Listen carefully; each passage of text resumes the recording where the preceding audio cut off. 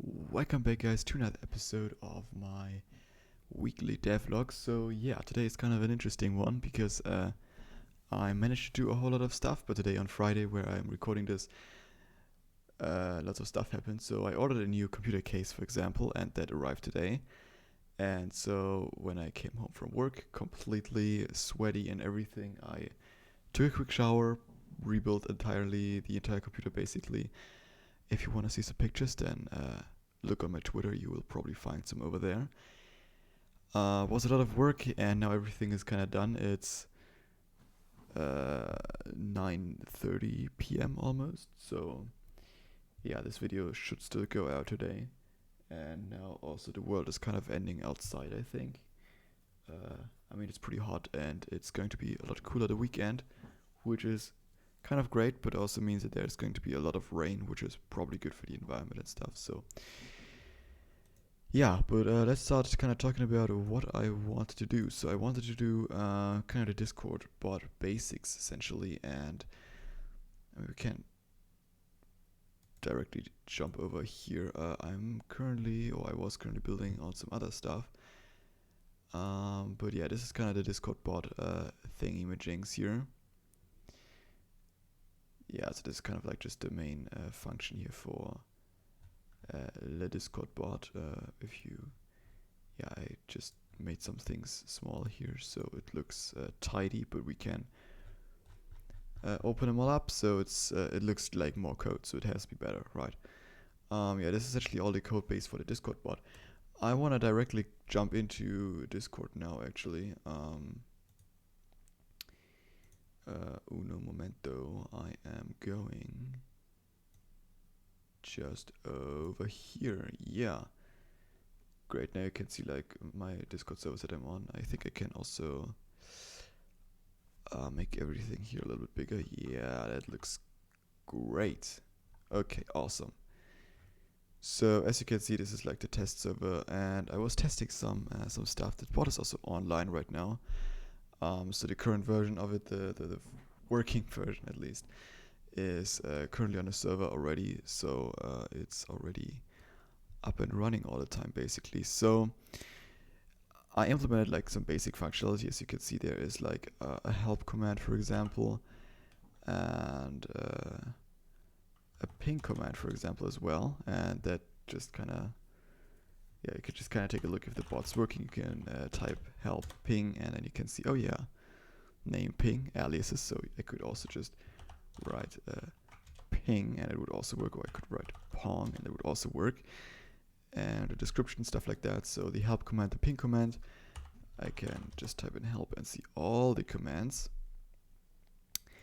And then there's also this karma command. So this is kind of cool, because I thought I want something like a leveling, like a score system, right? And I thought a little bit about how I want to do it. And sure, like the easiest thing would be just to go after, like, I don't know how many messages someone wrote, how many images someone uploaded, or whatever like that. But then I thought, hey, I spend way too much time on Reddit, so why not just copy their system or get inspired by the system, and use also karma here as well. And I hope you are all going to see this video, because that means that I'm still alive. I'm not sure if this is like going to be the case, though. We will see. Yeah, so karma. So if you don't know how karma works, it's essentially you can upvote someone. Like I could, so we have like two emojis here. One upvote, so I can react with an upvote, for example, here. And now this gave the bot one karma. I could also, I mean, this is not going to break it, but it's a little weird. If I'm downvoting the bot, then this is going to take away one karma, and if I take away the reaction, then this is also going to revoke the action.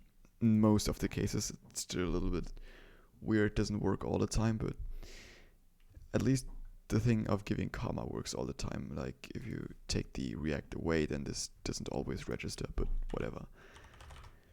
And if you just type plus karma, then you can see your own karma. So now I could theoretically go ahead and upvote myself here, but as you can see, this doesn't change anything, because yes, I thought about that as well. So you're not able essentially to up or downvote yourself. You can also check the karma of someone else by just mentioning them. Karma at Thixie's helper. And now you can see the dude has 3 karma, and I could just upvote them again and do the same command again, and now we would see that he has 4 karma. Isn't that amazing? Okay, we can also go ahead and type karma top, and that generates now a top list of the top people with the most karma. So I have 0, Explore has also 0, and TXT's helper has a grand total of 4 karma. Isn't that great? Yeah, that's essentially how it works. That's the entire magic behind it, and that's going to be kind of like the score system. It's not done obviously yet. If you have still kind of like any suggestions, and then always you know where you can put them, right? There are like comments under this video that are kind of meant for this sort of thing. Alright, now let's jump quickly back into the code here again and just kind of go over a couple of stuff that I wrote here. So over here it's a bit small, but you can see a Discord bot folder under root, which contains another folder which contains one single file for every command, and also the 2 emoji images, and then the Discord bot and some helper functions here as well. The main Discord bot itself is relatively simple. I'm using the Discord.js module, right? And that is taking care of all the interfacing with Discord basically, so I can connect myself somewhere up here and set everything up, and yeah, I am doing the actual connecting down here in the init function. So I'm reading in all the commands, setting that all up, and then I'm essentially just logging in with my token, which is in the config that I'm not going to open for obvious reasons. And once we are ready, we log something out. We set our activity, so that's pretty cool. You can control the activity, so you can set like displaying, even like streaming, stuff like that, and then custom name behind that. I just thought I'm funny, and I'm just going to say like playing you, but that's obviously going to change in the future. And then I'm doing some other init stuff, handing over the client to the Discord helpers, and then I'm logging everything else. This is also another thing that I did. I wrote something for logging, so this then logs to the database, which we're also going to talk about in a short moment. So this just logs things, and so I can in the end hopefully track errors a little bit better, stuff like that. Okay, this gets triggered here once the bot receives a message. So it just checks if it's with our prefix, which is a plus. In my case, I could easily change that, and if the author is not a bot, exactly, or I'm just doing it a little bit differently. I'm just saying, hey, if the message doesn't start with a plus, and if the message author is a bot, then just stop right there. Yeah, then we're just doing some splitting up. So we have our arguments that are behind the command itself. Then we have the command itself. Then we can yeah, check if we can find the command and just stop if we can't. So even if I would do something weird and just type in, I don't know, it would just answer, I can't find that command. You don't need to trigger anything else. Yeah, you also just don't, just wanna kind of like stop doing anything with the thing if something isn't quite right as soon as you can, because that just saves a little bit on performance. Yeah, this is if the command is set that it only works on a server and not in the direct messages, and filter that out. I don't have any of these commands right now. Check if the message contains all the arguments. Yeah, I'm just having to read my own comments here because commenting a code is great. Yeah, so if the command needs arguments and there aren't any arguments given, then also just stop. And then at the end, we're just calling the command essentially, and that will just like kind of go in here and start doing that kind of stuff, all the function. And up here we're also just defining some basic stuff. So always when I'm building a new command, I always give it a name. I have to always give it a description, aliases, and usage, so that would just describe how you have to kind of use it, right? So then the help command will then read in this kind of stuff, and yeah, that's essentially all the documentation right there. You don't have to do anything else. You don't have to go into this help command and add everything there. It just reads everything in dynamically, which is pretty cool. Yeah, var user ID. Yeah, we are just doing a lot of checking here. So this is a lot of work for the top list. That was a lot of work to get done. That was interesting for sure. Then there are also some Discord helpers over here, which is really short. I just have one to get nickname by ID, which is pretty simple. It just takes in a user ID. So Discord, here you have like this user ID, which never changes. It's just like a string of numbers. And then it tries to find that, and if not, then it won't, basically. Yeah, and then there are some like logging stuff that I wrote over here. We should probably just take a look at the data function that I wrote as well, or data file rather. So this takes care of everything that has to do with data essentially. So this will then interface with the database, and this is kind of like my own wrapper around the database, so I can take everything from Mongoose, which is the module that I'm using for that will then interface with the MongoDB database, which is pretty cool because you can just store like your JavaScript objects directly in there. I'm setting up, for example, the member schema over here. Yeah, exactly. So the Discord ID is a string, MC name, which will follow at some point. Birth year, nationality, this is stuff that we will need in the future maybe. I just put in some stuff here. And then obviously comma, we're defaulting that to 0.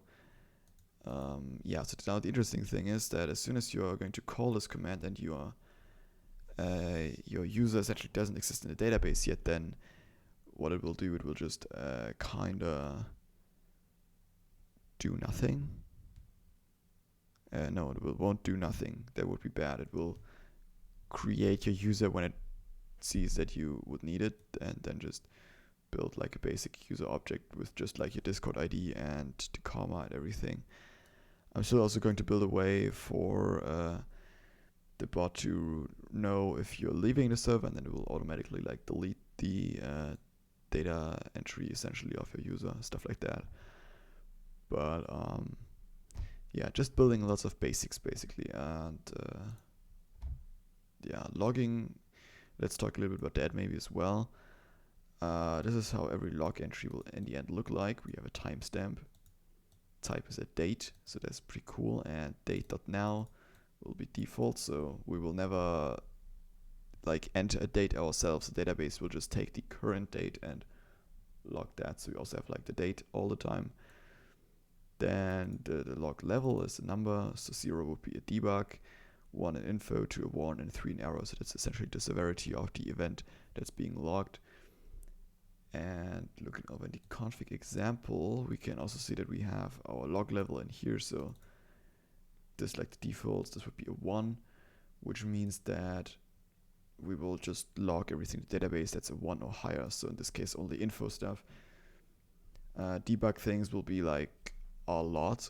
So we don't want to log everything all the time, obviously, in like production usage, obviously. But yeah, during debugging, obviously, it's kind of nice to have all the info. Yeah, I still have to build a way here to auto delete logs after time. So say, for example, debug logs get deleted after like 2 days, info stuff after like 2 weeks or something like that. Yeah, this would be a thing that I'm going to do in the future as well. What I'm currently working on is performance logging as well. So the plan is to log stuff like the memory usage percent. This is not really final. The utilization of all the single CPU cores and the total CPU utilization.